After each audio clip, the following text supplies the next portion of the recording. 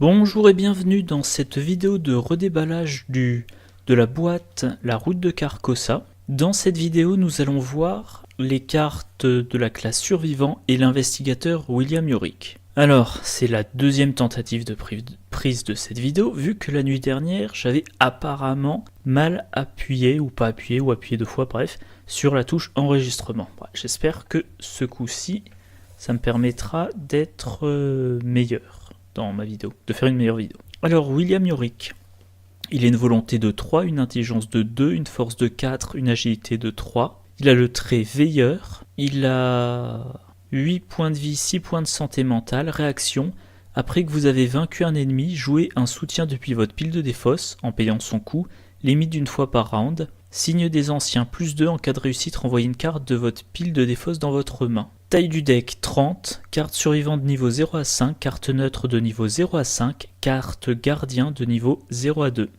Exigence du deck, les enfouir profondément, goule de cimetière, une faiblesse de base au hasard. Alors William Yorick, total des 4 caractéristiques c'est 12, c'est assez standard. Volonté de 3 c'est correct, intelligence de 2 c'est faible, il faudra le booster pour l'enquête si on veut le faire enquêter. Force de 4 c'est ce qu'il faut pour un combattant, agilité de 3, bon, ça suffit pour la plupart des cartes traîtrises. Mais il ne jouera pas l'évasion. 8 points de vie, 6 points de santé mentale, c'est normal pour un combattant. Alors sa réaction, après que vous avez vaincu un ennemi, jouez un soutien depuis votre pile de défausse en payant son coût, une fois par round maximum. Ça donne envie d'en faire un combattant, bien sûr. Avec l'idée, j'ai des soutiens qui se retrouvent dans ma pile de défausse, soit parce qu'ils ont été défaussés après utilisation, soit parce qu'ils ont une capacité qui les fait défausser, soit parce que je les ai défaussés de ma main pour attribuer leurs icônes à des tests. Une fois que j'ai vaincu un ennemi, je peux en rejouer un.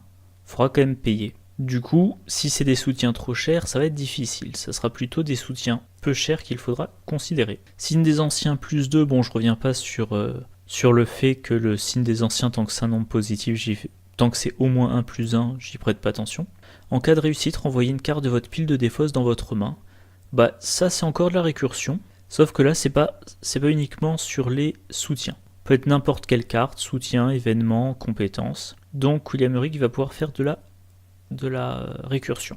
Construction de deck, cartes survivants. Les cartes survivants, vous avez des cartes assez polyvalentes. Et carte gardien, ça sera pratique pour un combattant. Il y a notamment la classique machette. Les enfouir profondément, c'est un événement qui coûte 0, qui a des icônes de volonté, de force et une icône libre.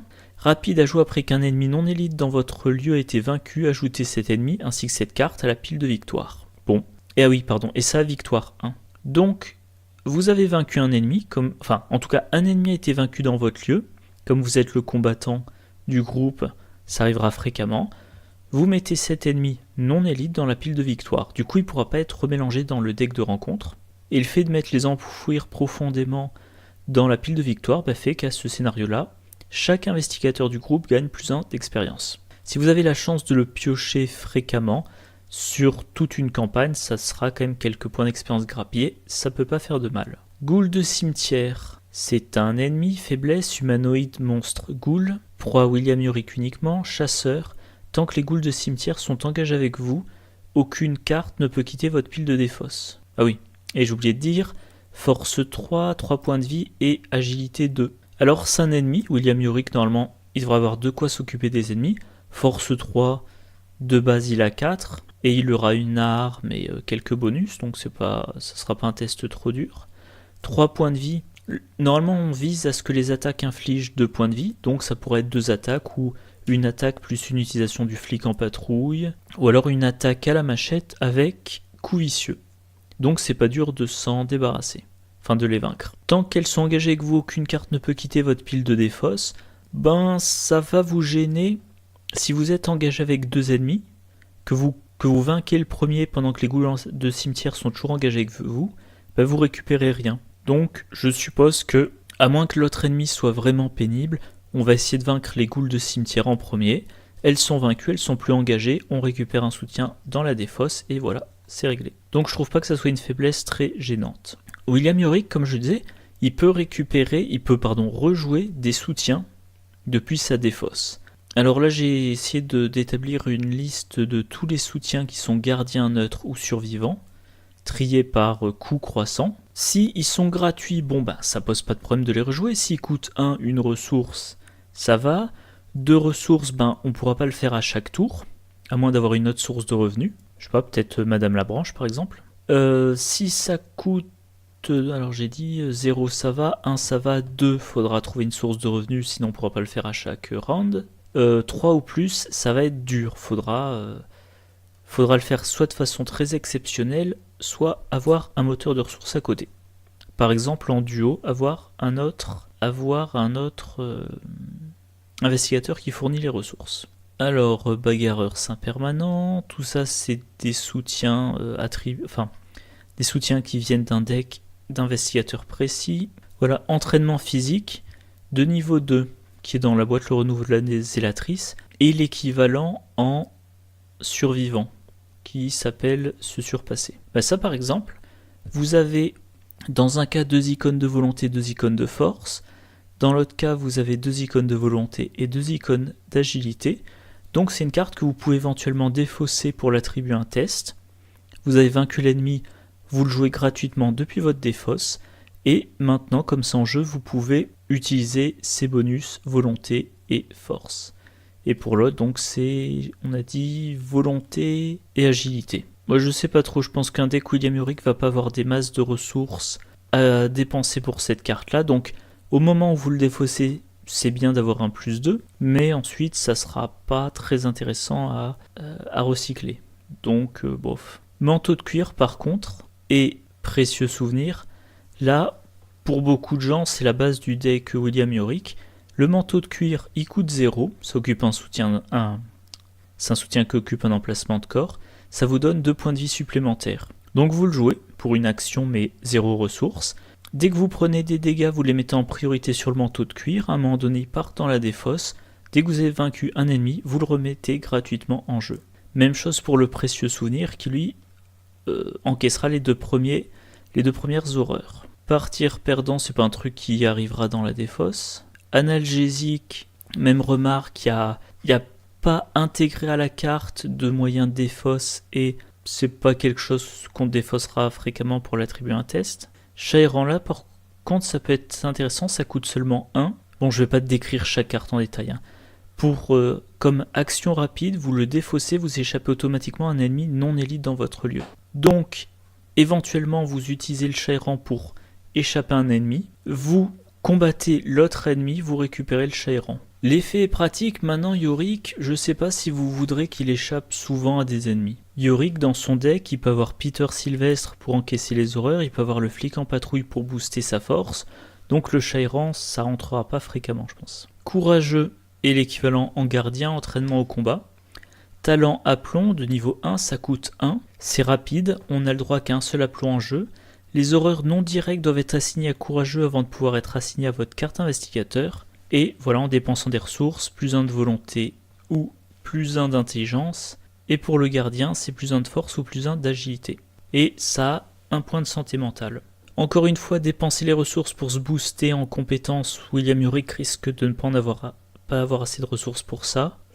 Et si vous jouez cette carte-là uniquement pour encaisser une horreur, autant mettre un précieux souvenir. Le couteau, alors ça c'était apparemment très fréquent dans ce type de deck au début. Ça coûte 1, objet arme de corps à corps. Pour une action combattre, vous gagnez plus 1 en force pour cette attaque.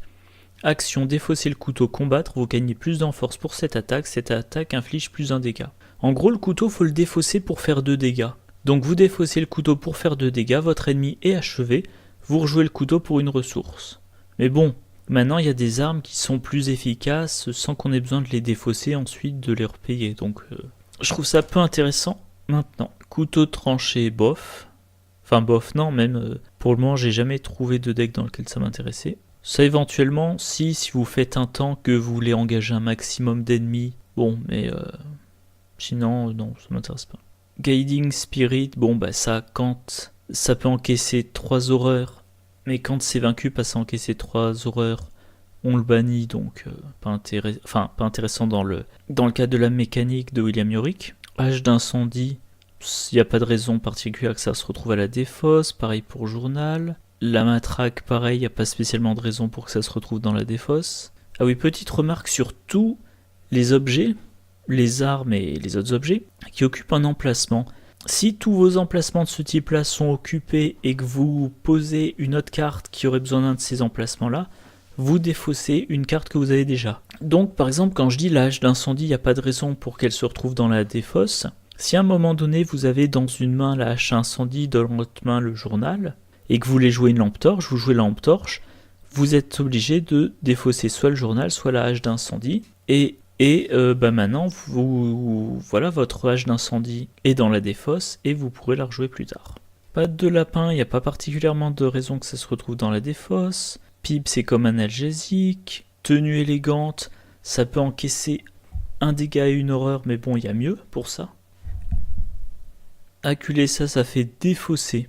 Tiens, ça peut être éventuellement intéressant dans un deck William Yorick. Vous défaussez des soutiens qui ont des icônes intéressantes. Ça vous donne un bonus. Pardon, je reprends.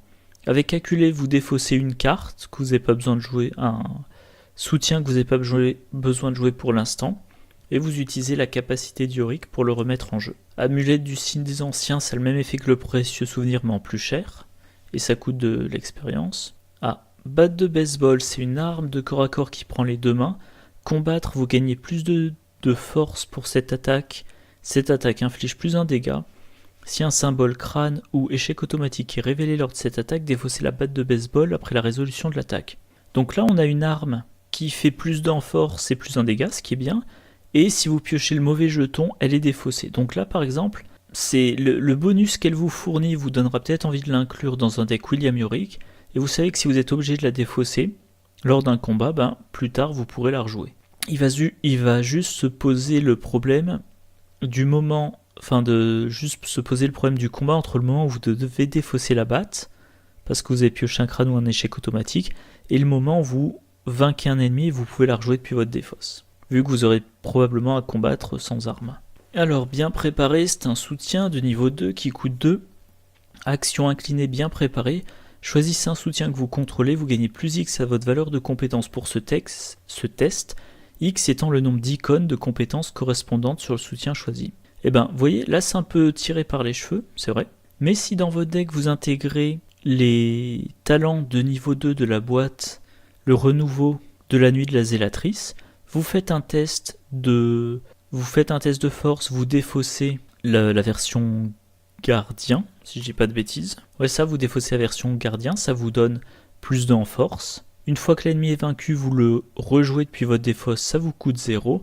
Vous avez bien préparé en jeu. Une fois par tour, vous inclinez bien préparé, vous donnez plus de en force grâce au talent qui est en jeu. Et éventuellement, une fois de temps en temps, vous pourrez dépenser une ressource pour avoir un bonus de plus 1. Carte hémisphérique, il n'y a pas de raison que ça aille à la défausse. Couteau de survie, pareil. Entraînement physique de niveau 0, c'est moins intéressant qu'entraînement physique de niveau 2. Gilet pare-balles, c'est comme manteau de cuir, mais en plus cher et pour 4 points de vie. Alors, l'homme aux gants rouges, on va alors, j'entre pas dans les détails, on va le défausser, mais on le défausse à la fin de la phase du mythe. On peut le jouer depuis sa défausse pendant sa phase d'investigation, une fois que l'ennemi est vaincu, c'est-à-dire qu'on aura peu d'actions pour l'utiliser. Alors certes, on se donne 6 de valeur de base à 2 compétences, mais ouais, ça demande quand même des conditions très favorables, parce que la plupart du temps, ça sera première action, je combats, deuxième action, ça y est, mon ennemi est vaincu, je joue l'homme aux gants rouges depuis ma défausse, et génial, j'ai une action à faire. Alors, lampe torche, ça n'a que 3 provisions, donc ça va se retrouver à court de provisions à un moment donné, et là, pour le coup, vous aurez envie de le rejouer pour la recharger en quelque sorte. Le truc, c'est qu'il faudra la défausser. Donc encore une fois, ça prend un emplacement de main, du coup, vous jouez autre chose qui prend un emplacement de main pour défausser votre lampe torche. Mais c'est une bonne carte à cycler. La lanterne, j'entre pas dans les détails vu que c'est dans ce pack-là, j'en parlerai plus tard. Défoncer la lanterne, infliger un dégât à un ennemi dans votre lieu, cette attaque ne provoque pas d'attaque d'opportunité. Cette action, ne provoque pas d'attaque d'opportunité, ça coûte 2. Bon voilà, vous l'avez en jeu, vous le défaussez, vous infligez un dégât à un ennemi pour l'achever par exemple. C'est n'importe quel ennemi, ça demande pas de test, l'ennemi peut être distant, donc c'est bien pratique, et vous pourrez le rejouer depuis votre défausse, ça c'est intéressant. Pelle de fossoyeur, même idée, sauf que là vous défaussez pour découvrir un indice. Premier soin, alors on va voir premier, ah non il a l'accès qu'à premier soin de niveau 0. Si ça n'a plus de provision, vous le défaussez, donc ça se retrouvera dans la défausse, vous pourrez le rejouer. Mais c'est une carte, encore une fois, qui coûte beaucoup de provisions pour soigner. Donc l'effet d'Yorick est tout à fait utilisable là-dessus, mais c'est pas une carte particulièrement intéressante. Le sac à dos, Yorick, il veut faire circuler, enfin il veut cycler, je sais jamais quel terme employer, il veut cycler des soutiens. Donc parmi les soutiens, il y en a qui ont le type objet. Donc il est fort possible qu'il ait plein de cartes objets dans son deck. Et du coup, poser le sac à dos, il regarde parmi les 6 cartes du dessus de sa pioche. Il choisit jusqu'à 3 objets révélés, il les met sous sac à dos. Ça fait que, idéalement, il en trouve 3 et maintenant il y a 3 cartes de moins dans son deck. Quand le sac à dos n'a plus rien dedans, il est défaussé. Et vous pourrez le rejouer de votre défausse pour encore une fois écrémer votre deck. Et en plus de ça, William Yorick, il a accès à toujours sur ses gardes. Du coup, éventuellement, il pose le sac à dos, il récupère 3 objets, il joue toujours sur ses gardes. Si les objets sont pas chers, il joue les 3 d'un coup. Il défausse le sac à dos parce que le sac à dos est vide. Fin du prochain combat, il joue son sac à dos, il va de nouveau récupérer 3 cartes. Enfin, idéalement 3 cartes, jusqu'à 3 cartes. Alors là, on est passé dans les soutiens qui coûtent 3. Le chien de garde, 3 points de vie, 1 point de santé mentale. Réaction, quand une attaque ennemie inflige des dégâts au chien de garde, infligez 1 dégât à l'ennemi attaquant.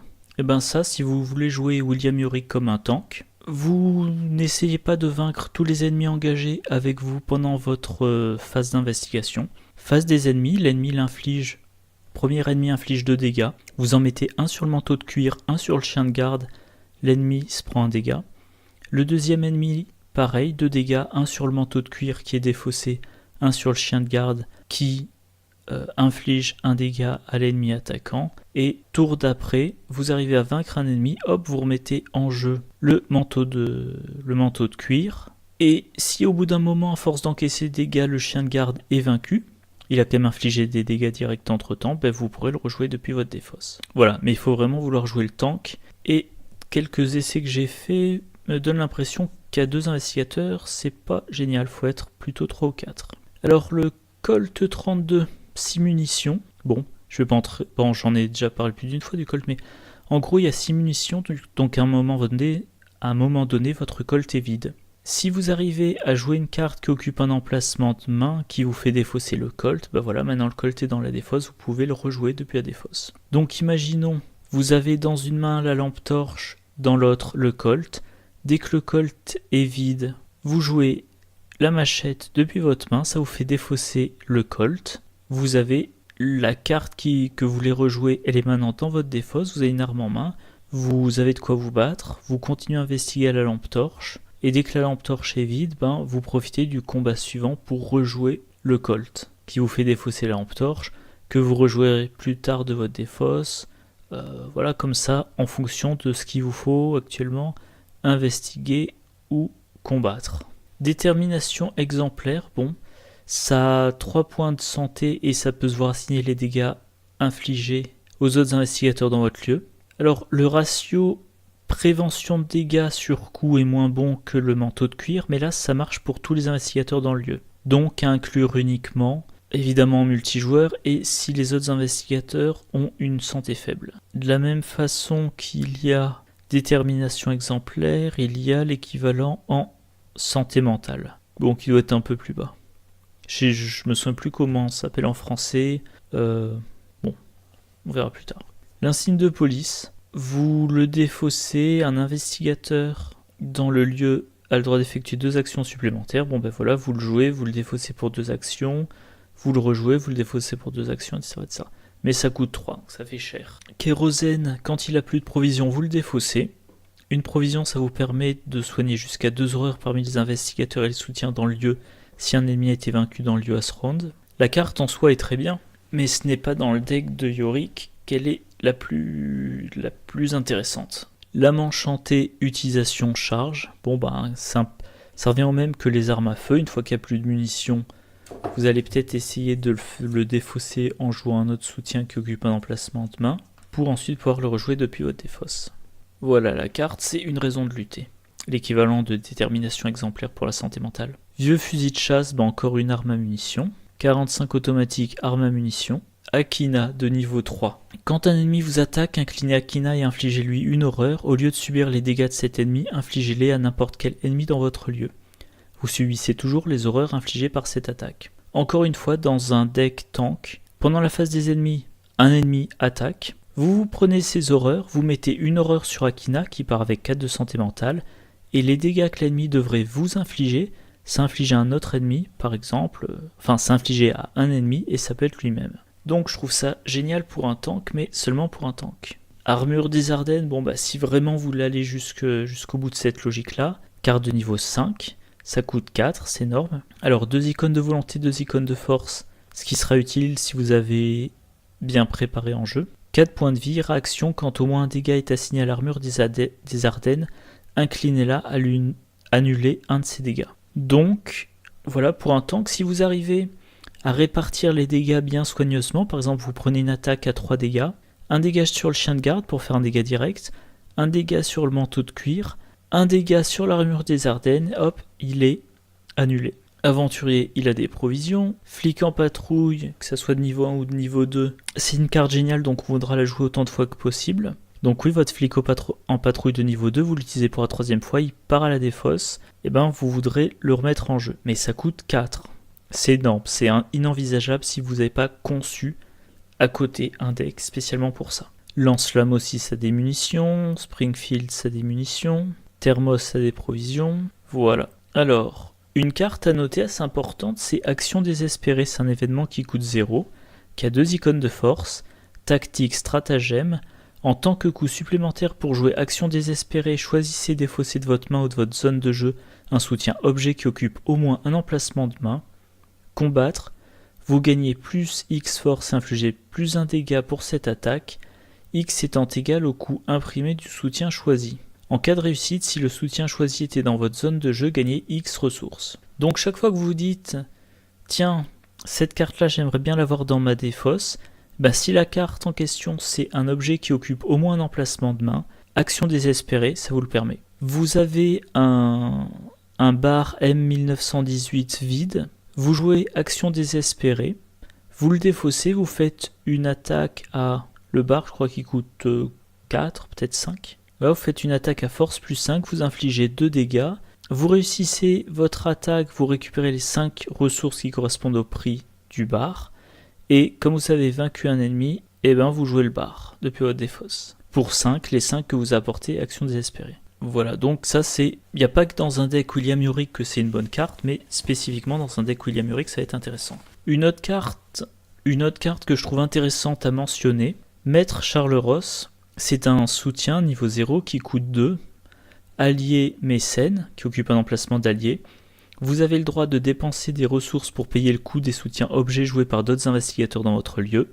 Action rapide, inclinez Maître Charles Ross, réduisez de 1 le coût du prochain soutien objet joué par un investigateur dans votre lieu. Alors à noter, juste en dessous dans la FAQ, sa réaction, il n'y a pas de limite de temps, c'est-à-dire que vous mettez Charles Ross en jeu au premier tour, vous utilisez ça, vous l'inclinez, vous réduisez de 1 le coût du prochain soutien objet joué par un investigateur dans le lieu. Deuxième tour, aucun investigateur n'a joué de soutien objet, vous réutilisez cette compétence-là, maintenant le prix du prochain objet est réduit de 2. Donc si pendant longtemps personne ne joue d'objet, la réduction est cumulative. Alors cette carte-là évidemment elle n'entre pas dans un deck William Yorick, mais elle peut entrer dans le deck d'un autre investigateur de votre groupe. Par exemple, si vous jouez en duo William Yorick et Rex Murphy, je prends toujours l'exemple de Rex Murphy quand je parle de Maître Charles Ross. Rex Murphy a Charles Ross en jeu, il a cambriolage, il fait ses enquêtes avec cambriolage, il réussit, ça lui rapporte des ressources. Éventuellement, s'il a charisme, il a également en jeu Milan Christopher. Du coup, s'il utilise cambriolage, il fait l'enquête, c'est réussi, donc il a une ressource avec Milan Christopher. Et comme le cambriolage est réussi, il a 3 ressources avec cambriolage. Avec Maître Charles Ross, il peut il peut payer le coût des soutiens objets joués par les autres investigateurs dans ce lieu. Donc si vous faites un duo William Yorick et Rex Murphy, vous débrouillez pour qu'ils soient fréquemment dans le même lieu, Et ben maintenant, chaque fois que William Yorick veut jouer un objet, je précise, il faut que c'est le trait objet, un objet depuis sa défausse, c'est Rex Murphy qui paie via Maître Charles Ross. Donc, si vous utilisez cette combinaison-là et que vous arrivez à bien l'utiliser, on peut passer d'une logique de recyclage, de récupération de la défausse de cartes pas chères voire gratuites, à une logique de récupération de cartes efficaces même si elles sont plus chères. Par exemple, si vous utilisez beaucoup le 45 automatique, à un moment donné il faut le rejouer depuis la défausse, ça coûte 4, Rex Murphy à ce moment-là il a peut-être 8 ressources, donc c'est pas un problème. Il faut simplement être dans le même lieu. Alors on passe maintenant aux cartes joueurs de la boîte, de la classe survivant. Lanterne, c'est un soutien qui coûte 2, qui occupe un emplacement de main, c'est un objet, un outil. Action, enquêter, votre lieu perd 1 de valeur occulte pour cette enquête. Action, défausser la lanterne, infliger 1 dégât à un ennemi dans votre lieu. Cette action ne provoque pas d'attaque d'opportunité. Alors l'enquête avec -1 de valeur occulte, évidemment c'est intéressant. Ça diminue fortement ça diminue les risques d'échec à l'enquête. En plus, comme vous baissez la valeur occulte, vous baissez la difficulté du test. Et donc il y a certains tests, si votre lieu, de base il a une valeur occulte de 3, vous lui donnez -1, ça passe à 2. Vous faites un test, même si vous piochez le jeton -8, toujours la même idée, votre résultat après modificateur est ramené à 0. Difficulté 2, résultat 0, vous avez raté avec une différence de 2. Vous pouvez jouer, regardez ce que j'ai trouvé pour trouver 2 indices. Donc non seulement ça rend la réussite plus facile, mais en cas d'échec, ça diminue le montant par lequel on a échoué. Et sa deuxième capacité, vous la défaussez pour infliger un dégât direct à un ennemi dans votre lieu. Il n'y a pas besoin d'être engagé, il n'y a pas besoin de test, il n'y a pas besoin... Non, rien du tout. Un dégât à un ennemi, sans provoquer d'attaque d'opportunité, c'est très bien. Alors la lanterne part à la défausse, mais William Yorick pourra la rejouer. Donc si vous voulez faire un deck William Yorick gavé d'objets qui va défausser, rejouer, la lanterne ça peut être très bien. Dans d'autres decks, je sais pas, je pense que la plupart du temps je privilégierai la lampe torche. Pelle de fossoyeur, soutien qui coûte 2, qui occupe un emplacement de main. Objet, outil, arme de corps à corps. Action, combattre, vous gagnez plus de force pour cette attaque. Action, défausser la pelle de fossoyeur, découvrez un indice dans votre lieu. Même raisonnement que pour la carte précédente. Le combat, plus d'en force, ok, mais seulement un dégât à la fois, donc il y a 2 meilleures armes. Par contre, défausser la carte pour trouver un indice, ça peut être très bon, surtout en solo. Vous jouez William Yorick en solo, il va avoir peut-être une machette dans une main, une pelle dans l'autre. Dans les lieux à faible valeur occulte, il laissait. S'il se rate, il joue, regardez ce que j'ai trouvé. Si à un moment donné, il y a un lieu avec une valeur occulte de 4 ou plus, la meilleure solution, ça sera de défausser la pelle de fossoyeur pour récupérer l'indice, plutôt que d'essayer encore, sans réussir à le récupérer. Voilà. Cachette, c'est un événement qui coûte 1, qui a 2 icônes d'agilité. Tactique, ruse. Rapide, attaché, cachette à n'importe quel lieu. Chaque ennemi non élite dans le lieu attaché gagne 10 temps. Forcé à la fin de la phase des ennemis, si un ennemi redressé dans le lieu attaché, défaussé, cachette. Ça, si vous êtes non combattant, pour temporairement éviter des ennemis, pour traverser une zone avec des ennemis, ça peut être très bon. Voilà. Donc Mintifan, elle peut utiliser ça. Tous les survivants, mais Mintifan aussi, ça peut lui être utile. Elle veut se mettre dans un lieu pour enquêter, elle n'est pas de taille à combattre. Elle est dans le lieu A, elle joue cette carte dans le lieu B, tous les ennemis deviennent distants. Deuxième action, elle entre dans le lieu, elle n'est pas engagée parce que tout le monde est distant. Troisième action, elle sort du lieu. Phase des ennemis, éventuellement les ennemis se déplacent ou se déplacent pas. Fin de la phase des ennemis, vous défaussez la carte, défaussez la cachette, les ennemis ne sont plus distants et ils engagent. Mais normalement vous n'êtes plus là. Voilà. Donc c'est une bonne carte si vous voulez être mobile sans être embêté par les ennemis. Dégourdi, c'est une compétence innée. Un icône d'intelligence, un icône de force, un icône d'agilité. Si ce test de compétence est réussi, choisissez dans votre pile de défausse une carte survivant qui ne s'intitule pas dégourdi. Ajoutez la carte choisie à votre main. Encore du cyclage. Si vous voulez faire un deck basé là-dessus, une compétence qui va vous permettre de récupérer dans votre main n'importe quoi, compétence, événement, soutien. autre chose que dégourdi. Allez, on passe maintenant aux faiblesses. Trop zélé. Défaut, révélation, piochez la carte du dessus du deck rencontre. Cette carte gagne renfort. Donc concrètement, vous piochez les 2 cartes du dessus du deck rencontre. Et si l'une des deux a renfort, vous en piochez 3. Ça, c'est la carte qui peut complètement faire échouer un scénario qui se déroulait plutôt bien. Vous avez un combattant, il arrive à éliminer les ennemis un par un, il n'y a pas de problème. Il pioche trop zélé pendant la phase d'entretien. Et ben, il pioche la première carte, mince, un ennemi. Il pioche la deuxième carte, mince, encore un ennemi. Votre combattant, si ça se trouve, tout ce qu'il a, c'est la machette. Il est engagé avec 2 ennemis, maintenant les dégâts, il les fait un par un. Et ben, il va lui falloir du temps pour se dégager de ses ennemis. Et puis il y a d'autres circonstances où ça sera je pioche la première carte du deck rencontre, je m'en fous, je pioche la deuxième, je m'en fous, bon ben voilà, c'était indolore. Mais c'est extrêmement problématique, surtout dans un deck qui n'est pas un deck de combattants pour le cas où vous piochez des ennemis, et dans un deck d'investigateur qui fait que combattre. Éventuellement ça peut être un gros test de volonté, dans la foulée un gros test de volonté, ça peut être la défaite parce qu'il sera encaissé beaucoup trop d'horreur. Tracez le signe. Pacte et folie, révélation, mettez tracez le signe en jeu dans votre zone de menace. La taille limite de votre main est réduite de 5 pendant la vérification de votre limite de main lors de la phase d'entretien. Pour 2 actions, vous le défaussez. Alors, taille de main réduite de 5, donc la plupart du temps ça sera réduite à 3. Pour certains investigateurs, ça sera peut-être pas un problème, ils n'auront pas besoin de stocker autant de cartes en main. Si vous jouez avec études supérieures, vous avez besoin de 5 cartes en main.